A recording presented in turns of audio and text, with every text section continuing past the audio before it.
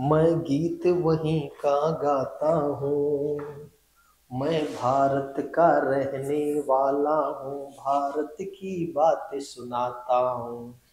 नमस्कार दोस्तों, जय हिंद, सत श्री अकाल। कैसे हैं आप लोग दोस्तों? आज मैं आप लोगों को पढ़ाऊंगा भारत की विदेश नीति के बारे में।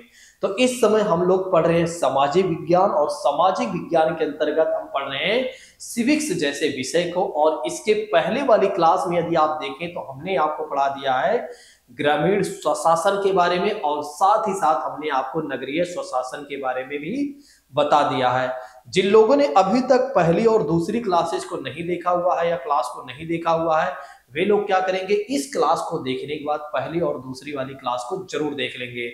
देखिए, क्लास शुरू करने से पहले मैं एक और बात कहना चाहूंगा। यदि आप नए हैं तो चैनल को जरूर सब्सक्राइब कर लें, यदि आप पुराने हैं तो दूसरों को भी शेयर कर दीजिएगा।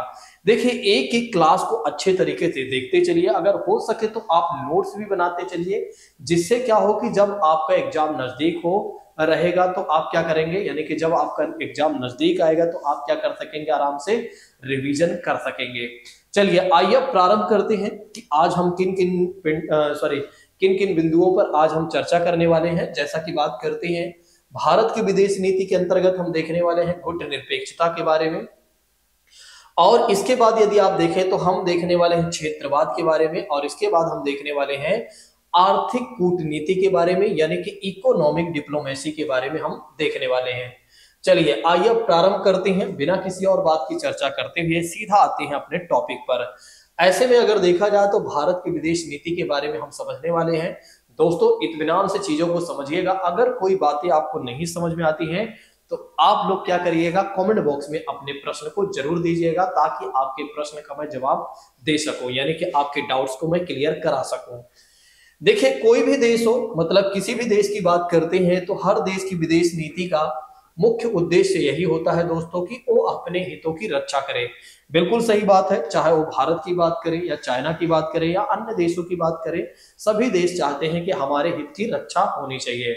ठीक है, ऐसे में अगर देखा जाए तो सबसे पहले बात करते हैं, सबसे पहले वह अपने पड़ोसी देशों की ओर देखता है। मतलब हर देश क्या करता है, अपने पड़ोसी देशों की ओर देखता है, क्योंकि ये बहुत ज्यादा जरूरी है कि अपने पड़ोसी देशों को जरूर देखे कि वहां पर क्या चल रहा है और किस तरह के क्या क्या चीजें हो रही हैं, और उनके साथ अपना एक तरह से मित्रता और सहयोग की भावना रखे। तो बिल्कुल सही बात है, हर देश ये चाहता है कि एक तरह से अपने पड़ोसी देशों के साथ हमारा एक तरह से संबंध अच्छा बना रहे, हम एक दूसरे को सहयोग कर सके, और इससे वह विश्व के सभी देशों की स्थिति को भी जानने का प्रयास करता है। तो ऐसे में अगर देखा जाए तो हर देश इसी तरह से क्या करता है, विश्व के सभी देशों की स्थिति के बारे में जानने का प्रयास करता है, और उसी के आधार पर या इसी के आधार पर अपनी विदेश नीति को क्या करता है, हर देश निश्चित करता है। तो बिल्कुल सही बात है, यदि आप देखें तो चाहे वो भारत की बात करें या अमेरिका की बात करें, हर देश अपने हितों की रक्षा करना चाहता है, और हर देश अपने पड़ोसी देशों के साथ बेहतर संबंध बनाए रखना चाहता है। और इसी क्रम में अगर देखा जाए तो हर देश एक दूसरे देश को देखने का प्रयास करता है, या हर देश दूसरे देशों की स्थिति को जानने का प्रयास करता है, और उसी के आधार पर क्या करता है, हर देश अपनी विदेश नीति को यानी कि फॉरेन पॉलिसी को निश्चित करता है कि हमारी फॉरेन पॉलिसी कैसी होनी चाहिए। जैसा कि बात करते हैं, जिस तरह से आप लोग क्या करते हैं या हम लोग क्या करते हैं, अपने पड़ोसियों के साथ एक तरह से अच्छा व्यवहार, अच्छी चीजें रखना चाहते हैं, अच्छा संबंध रखना चाहते हैं, उसी तरह से अगर देखें तो हर देश भी इसी तरह से करना चाहता है। जैसे हम अपने पड़ोसियों के साथ बेहतर संबंध रखना चाहते हैं, वैसे ही अगर देखा जाए तो अन्य लोगों के साथ भी हम अपना बेहतर संबंध बनाना चाहते हैं। उसी तरह से हर देश चाहता है कि हमारे पड़ोसी देश जैसे हमारे पड़ोसी देशों के साथ बेहतर संबंध बना हुआ है, वैसे ही अन्य देशों के साथ भी हमारे बेहतर एक तरह से संबंध बने, तो जिससे क्या होगा कि हमें फायदा होगा, मतलब एक दूसरे को कहीं ना कहीं फायदा होगा। आइए समझते हैं कि क्या चीजें और कही जा रही हैं अब भारत के संदर्भ में। देखिए, आप तो जानते ही हैं कि भारत देश 1947 में आजाद हुआ, क्योंकि इसके पहले भारत में शासन किसी और का था, वो था ब्रिटेन का शासन, जो कि आप जानते हैं, जो कि ब्रिटिशर्स भारत देश में क्या कर रहे थे, शासन कर रहे थे। और 15 अगस्त 1947 को क्या होता है कि भारत देश हमारा आजाद हो जाता है। तो इसके बाद क्या कहा जाता है, यानी कि इसके बाद क्या परिवर्तन होता है। देखिए 1947 में स्वतंत्रता के बाद से भारत की विदेश नीति में महत्वपूर्ण परिवर्तन होता है दोस्तों, बिल्कुल सही बात है। क्योंकि पहले क्या था कि हमारे फैसले कोई और ले रहा था, तो हमारी विदेश नीति कुछ अलग तरह से चल रही थी, ठीक है। लेकिन जब 1947 में भारत देश आजाद हो जाता है, तो भारत के लोग क्या करते हैं, अपने हिसाब से अपनी फॉरेन पॉलिसी बनाते हैं।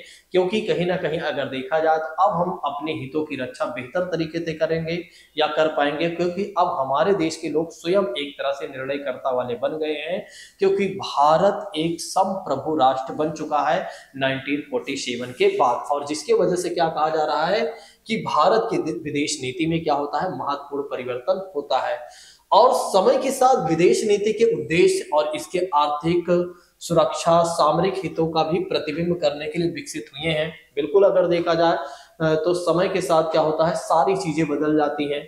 मतलब हर, चाहे वो आर्थिक उद्देश्य की बात करें या सुरक्षा की बात करें या सामरिक हितों की बात करें, तो हर चीजें कहीं ना कहीं एक तरह से बदलती हैं समय के साथ साथ। दूसरी बात करते हैं, भारत की विदेश नीति के कुछ प्रमुख पहलू रहे हैं जो कि इस प्रकार है, आइए हम समझते हैं। सबसे पहली बात करते हैं, सबसे पहली जो नीति रही है भारत की, वो है गुट निरपेक्षता की नीति, नॉन अलाइनमेंट की बात करते हैं। जब नेहरू जी भारत के पहले प्रधानमंत्री बनते हैं, तब पहली नीति वो लेकर आते हैं, कहीं ना कहीं गुट निरपेक्षता की नीति लेकर आते हैं। देखिए गुट निरपेक्षता का मतलब ये हो जाता है दोस्तों, इसका मतलब ये हो जाता है भारत ना तो किसी गुट में शामिल होगा और ना ही किसी देश के साथ सैनिक संधियां करेगा। देखिए 1947 के बाद भारत के पहले प्रधानमंत्री जो पंडित जवाहरलाल नेहरू जी होते हैं, वे कहते हैं कि देखिए अब हमारे जो विदेश नीति के तरीके होंगे वो बिल्कुल अलग होंगे, और अलग ऐसे होंगे, हम किसी भी देश के साथ कोई गुट नहीं बनाएंगे, और ना ही अपने, एक तरह से देखा जाए तो जो सैनिक संधियां होंगी किसी दूसरे देश के साथ हम कोई सैनिक संधियां करेंगे। जिससे देखिए इससे फायदा क्या है, देखिए गुट निरपेक्षता का मतलब होता है न्यूट्रल बने रहना, हम किसी के साथ नहीं जाएंगे, मतलब हम अकेले रहेंगे, हमारा मन करेगा तो हम जाएंगे, नहीं मन करेगा तो हम नहीं जाएंगे।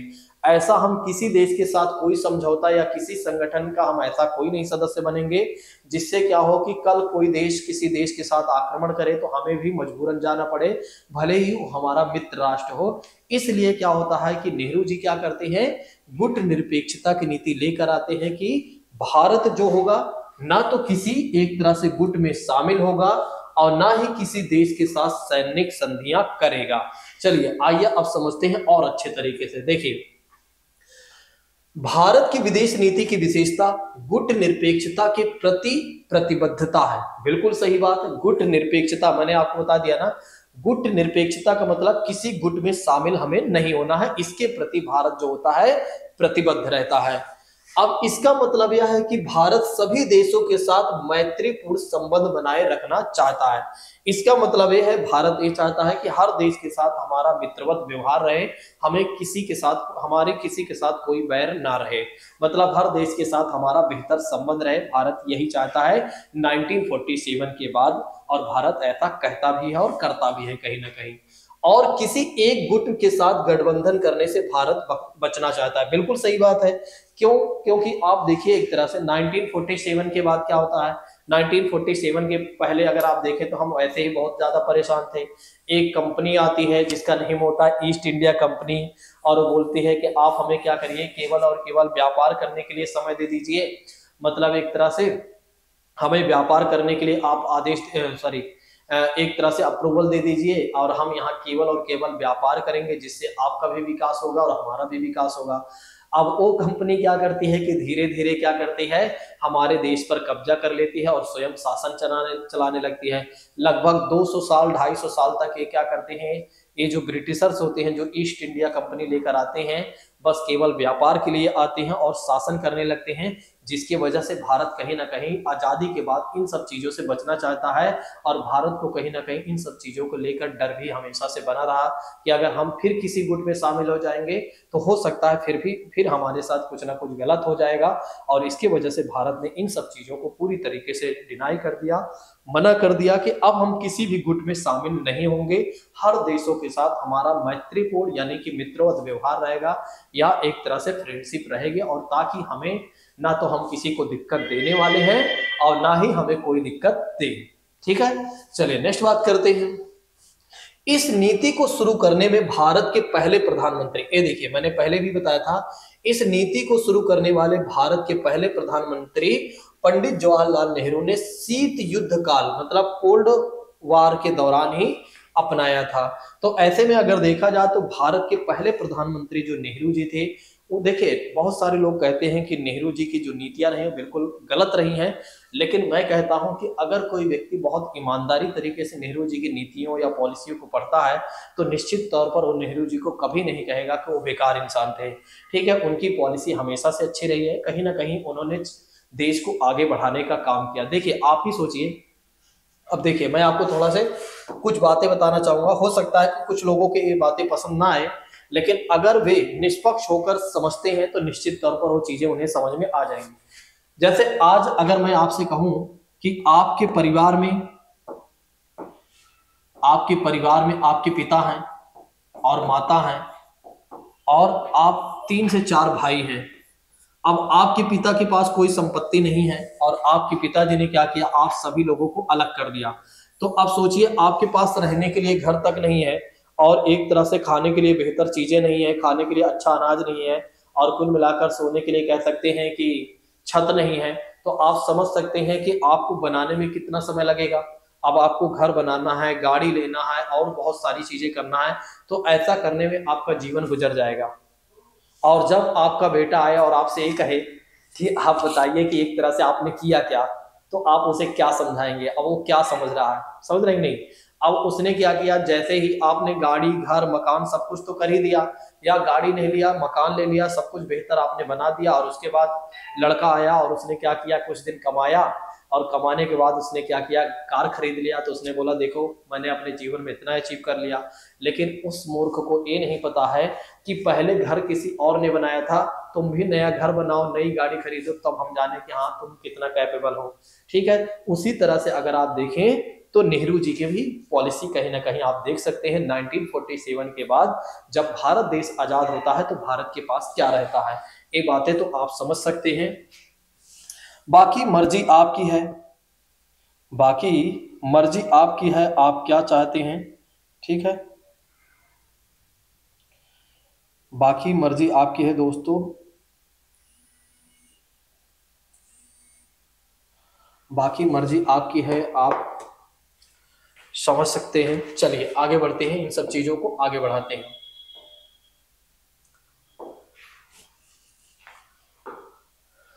देखिए तो नेहरू जी ने इसे अपनाया।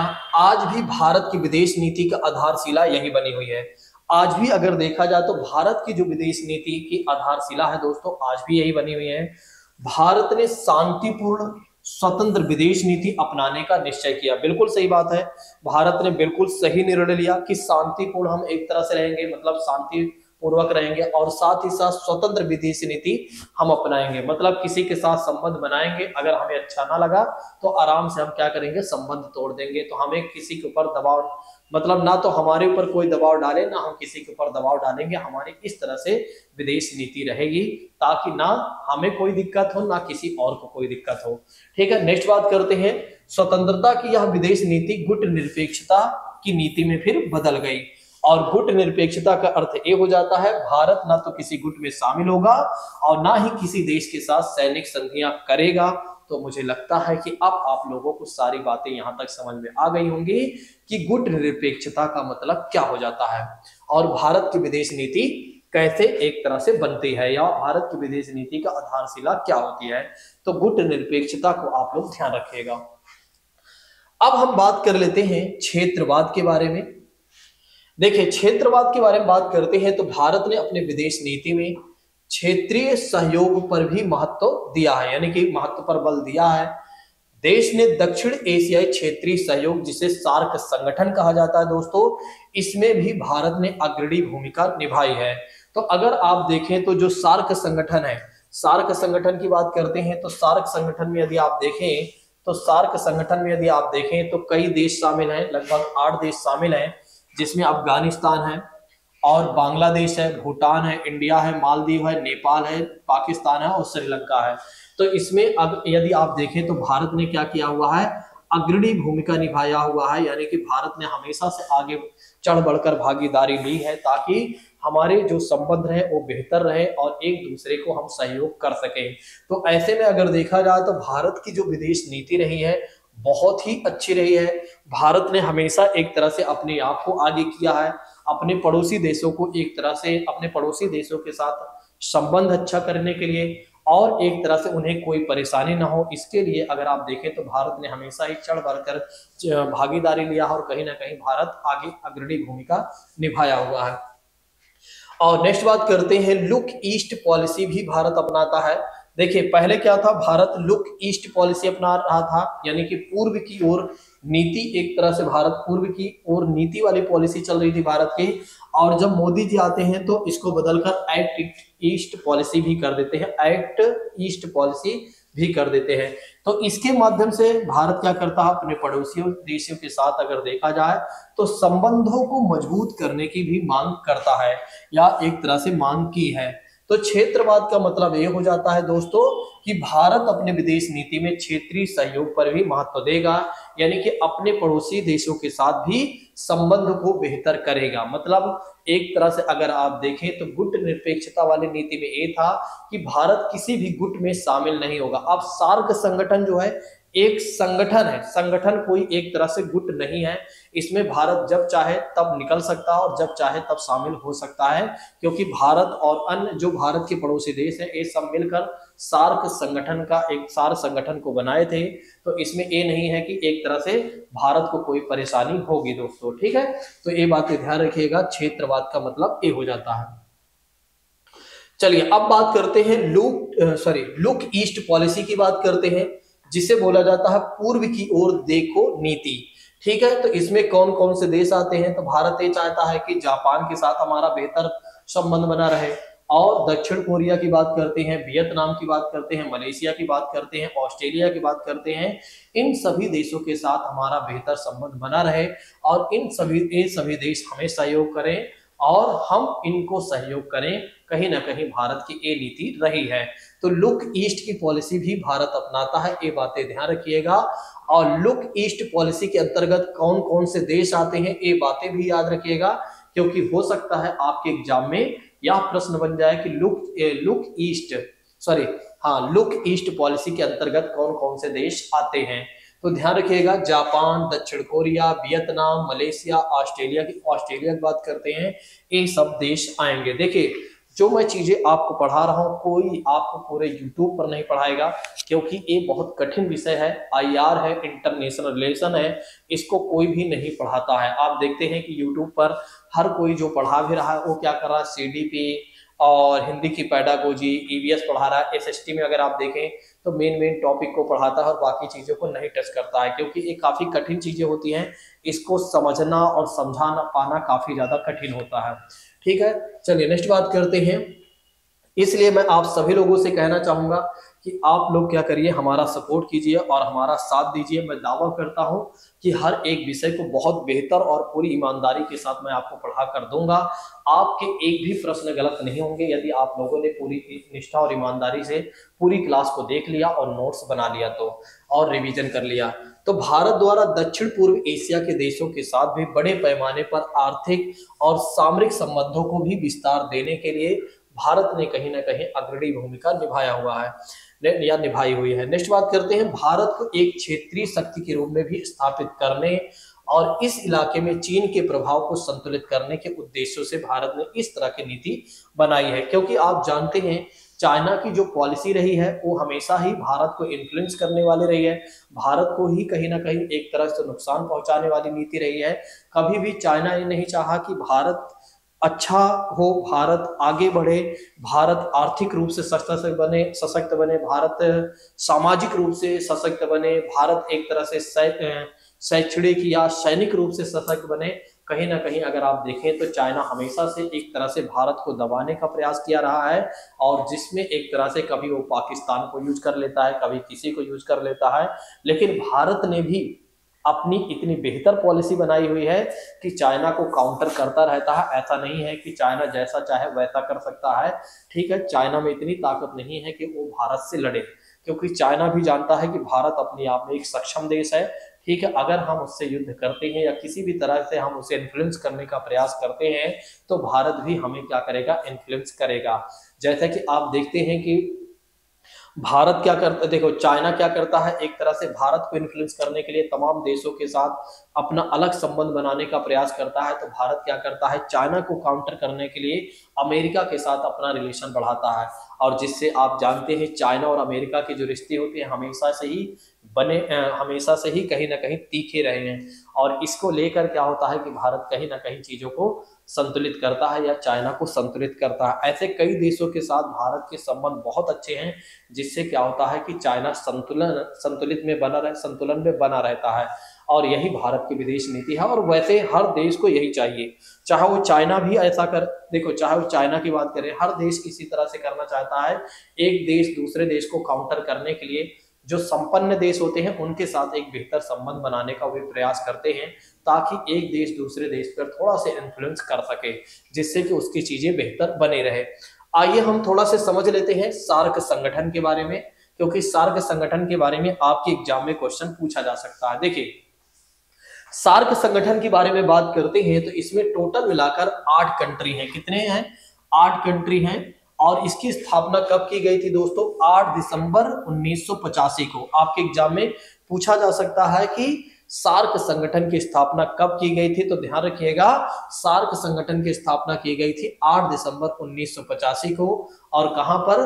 बांग्लादेश के ढाका में की गई थी। तो बांग्लादेश के ढाका में यदि आप देखें तो इसकी स्थापना की गई थी दोस्तों, ये बातें जरूर ध्यान रखिएगा, भूलिएगा नहीं। और इसमें 8 सदस्य देश कौन कौन से हैं? एक तो अफगानिस्तान की बात करते हैं, दूसरा बांग्लादेश की बात करते हैं, तीसरी बात करते हैं भूटान, फिर इंडिया, मालदीव और नेपाल, पाकिस्तान, और अगर आप देखें तो श्रीलंका की बात करते हैं। तो चाइना को छोड़ दीजिए और बाकी सारे देश, और म्यांमार को छोड़ दीजिए और बाकी सारे भारत के जो पड़ोसी देश हैं वे सार्क संगठन के सदस्य हैं। ये बातें ध्यान रखिएगा।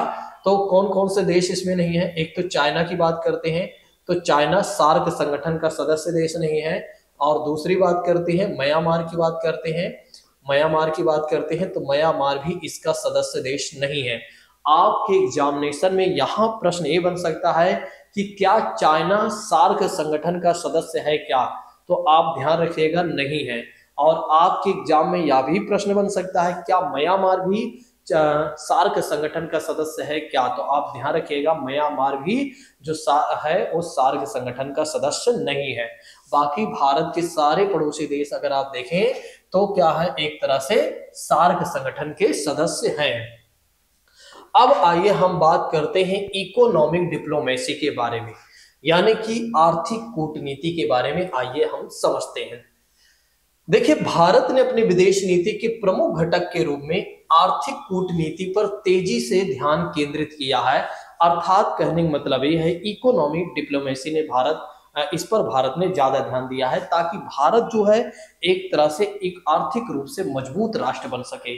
भारत चाहता है कि हमारा जो राष्ट्र है वो आर्थिक रूप से भी मजबूत हो, और विश्व के जीडीपी में अगर आप देखें तो हमारा भी पहला, दूसरा, तीसरा स्थान हो। ठीक है, तो कहीं ना कहीं इसको लेकर भारत ने इस पर ध्यान केंद्रित किया है और चीजों को आगे बढ़ाने का प्रयास किया है। जैसा कि बात करते हैं भारत ने भारत ने क्या किया, मेक इन इंडिया जैसे योजना चलाई, और डिजिटल इंडिया की बात करते हैं जैसे अभियान चलाई। और ऐसे पहलों के माध्यम से, अभियान के माध्यमों से अगर आप देखें तो विदेशी निवेश को आकर्षित करने का भारत ने एक तरह से रास्ता खोजा कि हमारे देश में कैसे इन्वेस्टर आए। इसको लेकर भारत ने क्या किया, एक तरह से मेक इन इंडिया और डिजिटल इंडिया जैसे अभियान की शुरुआत किया। देखिए जब क्या होता है भारत की विदेश नीति में, तब एक नया मोड़ आता है जब क्या होता है कि 2014 में भारत के प्रधानमंत्री बनते हैं नरेंद्र मोदी जी। जब भारत के प्रधानमंत्री बनते हैं नरेंद्र मोदी जी, तो नरेंद्र मोदी जी क्या करते हैं कि भारत को विदेश नीति को मजबूत करने के लिए क्या करते हैं कि कई देशों का दौरा करते हैं, कई देशों के प्रधानमंत्री या राष्ट्रपति से मुलाकात करते हैं और वहां पर उनके साथ बेहतर संबंध बनाने का प्रयास करते हैं। और साथ ही साथ अपने देश में एक तरह से कह सकते हैं इन्वेस्टर को लाने के लिए तमाम तरह के एक तरह से पहलों की भी शुरुआत करते हैं। और उनकी पहल क्या होती है, जैसे कि मेक इन इंडिया की बात करते हैं और डिजिटल इंडिया की बात करते हैं। ऐसे पहलों की शुरुआत करते हैं ताकि क्या हो, विदेशी निवेशक भारत में आए, क्योंकि आप जानते हैं जब दूसरे देश का पैसा भारत देश में आएगा तो भारत एक सशक्त राष्ट्र के रूप में, मतलब आर्थिक रूप से सशक्त होगा, यानी कि मजबूत होगा। क्यों होगा? क्योंकि अगर सोचो कि कोई देश का, क्योंकि अगर आप देखें क्योंकि अगर आप देखें दोस्तों, अगर आप देखें तो क्या हो रहा है कि एक तरह से, सॉरी, क्या होता है कि जब दूसरे देश के लोग क्या करते हैं, हमारे देश में निवेश करेंगे, तो वे या किसी कंपनी में या कहीं पर भी एक तरह से निवेश करेंगे या इन्वेस्टमेंट करेंगे, तो फिर क्या होगा कि एक तरह से हमारे देश के लोगों को रोजगार मिलेगा, रोजगार मिलेगा तो लोगों को पैसा मिलेगा, और वे लोग जो लाभ कमाएंगे उससे टैक्स वगैरह भी देंगे, और इससे क्या होगा कि हमारे ही देश की अर्थव्यवस्था में कहीं ना कहीं कंट्रीब्यूट होगा पैसा, और इससे क्या होगा कि हमारा जो राष्ट्र होगा वो मजबूत बनेगा। ठीक है, नेक्स्ट बात करते हैं। अगर आप देखें तो अन्य देशों के साथ व्यापार को बढ़ाने की भी मांग की, तो भारत ने एक तरह से अन्य चीजें भी अपनाई कि हम क्या करेंगे, अब दूसरे देशों के साथ भी व्यापार करेंगे, मतलब अन्य देश से जिन देशों के साथ, देखियो जब मोदी जी आते हैं तो और भी चीजें बदलाव करते हैं कि जिन देशों के साथ क्या होता है, जिन देशों के साथ हमारे व्यापार नहीं हो रहे हैं हम उन देशों के साथ व्यापार को बढ़ाने का प्रयास करेंगे। ठीक है, ऐसा मोदी जी करने का प्रयास करते हैं, यानी कि कहने का मतलब ये है कि 2014 के बाद भारत की विदेश नीति में कुछ एक नया बदलाव आता है या एक नया मोड़ आता है, वो सारी चीजें देखने को मिलती है। नेक्स्ट बात करते हैं, सामरिक भागीदारी की बात करते हैं, यानी कि स्ट्रेटेजिक पार्टनरशिप की बात करते हैं। तो भारत ने संयुक्त राज्य अमेरिका, जापान और रूस सहित दुनिया भर के प्रमुख देशों के साथ रणनीतिक यानी कि स्ट्रैटेजिक साझेदारी भी विकसित की है, और इसका मतलब क्या हो जाता है, सुरक्षा, व्यापार और प्रौद्योगिकी जैसे क्षेत्रों में साझा हितों पर ये आधारित है। देखिए, कहने का मतलब ये है कि एक तरह से यदि आप देखें तो भारत ने सामरिक भागीदारी को भी कहीं ना कहीं एक तरह से बढ़ावा दिया है। अब ये मत सोचिए कि ये मोदी जी के आने से हुआ है, ये पहले से भी चीजें चली आ रही हैं, और मोदी जी आते हैं तो और भी चीजें थोड़ा से क्या करते हैं, परिवर्तित करते हैं, या एक तरह से और थोड़ा से वो बदलाव लाने का प्रयास करते हैं कि अब इन देशों के साथ हम अपने संबंधों को और बेहतर करेंगे। तो कहीं ना कहीं जब मोदी जी आते हैं तो भारत और अमेरिका के जो संबंध होते हैं और ज्यादा बेहतर हो जाते हैं। यहाँ से देखिए, कुछ मोदी जी की जो नीतियां रही हैं जो मुझे बहुत अच्छी लगती हैं, लेकिन कुछ उनकी नीतियां रही हैं जो मुझे बहुत बेकार लगती हैं, जो कि आप जानते हैं कौन सी नीतियां बेकार लगती हैं, ये बात तो आप भी समझते हैं, जो आपको भी बुरा लगती होंगी। ठीक है, लेकिन हाँ, कुछ अच्छे काम हैं, जैसे कि बात करते हैं दूसरे देशों के साथ संबंध बेहतर करना।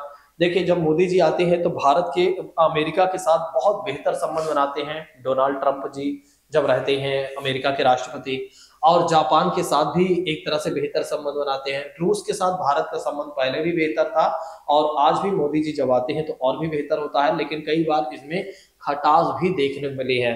मतलब अब भी हाल फिलहाल में यदि आप देखें, जब यूक्रेन और रूस की लड़ाई होती है तो कहीं ना कहीं अगर आप देखें तो फिर क्या होता है कि भारत और रूस के बीच में थोड़ा से खटास भी देखने को मिला, यानी कि इसके रिश्तों में थोड़ा से खटास भी देखने को मिला, लेकिन इतना थोड़ा बहुत तो चल ही जाता है। ठीक है, अब यहाँ पर क्या कहा जाता है कि इन देशों के साथ हमारे जो संबंध होंगे वो बेहतर होंगे। हम एक दूसरे के साथ सुरक्षात्मक रूप से यदि आप देखें व्यापार या प्रौद्योगिकी को क्या करेंगे, एक दूसरे के साथ साझा करेंगे। मतलब अगर सिक्योरिटी की बात करते हैं तो इसीलिए अगर आप देखें तो भारत क्या करता है, एक दूसरे देश की टेक्नोलॉजी को लेता है और अपने देश में चीजों को विकसित करता है, या अपनी टेक्नोलॉजी दूसरे देश को क्या करता है, साझा करता है, और दूसरे देशों के साथ जैसे अमेरिका, जापान, रूस की बात करते हैं, इनसे हथियार खरीदता है और इन लोगों को अपनी चीजें बेचने का प्रयास करता है या बेचता है। तो कहीं ना कहीं भारत ने एक तरह से अगर आप देखें तो भारत की एक सामरिक भागीदारी है, स्ट्रेटेजिक पार्टनरशिप है, जिसमें यदि आप देखें तो सुरक्षा की बात की जाती है, व्यापार की बात की जाती है, और प्रौद्योगिकी की बात की जाती है कि एक दूसरे के साथ हम अगर हमारे संबंध बेहतर होंगे तो हम एक दूसरे को कह सकते हैं कि चीजें बेहतर कर पाएंगे।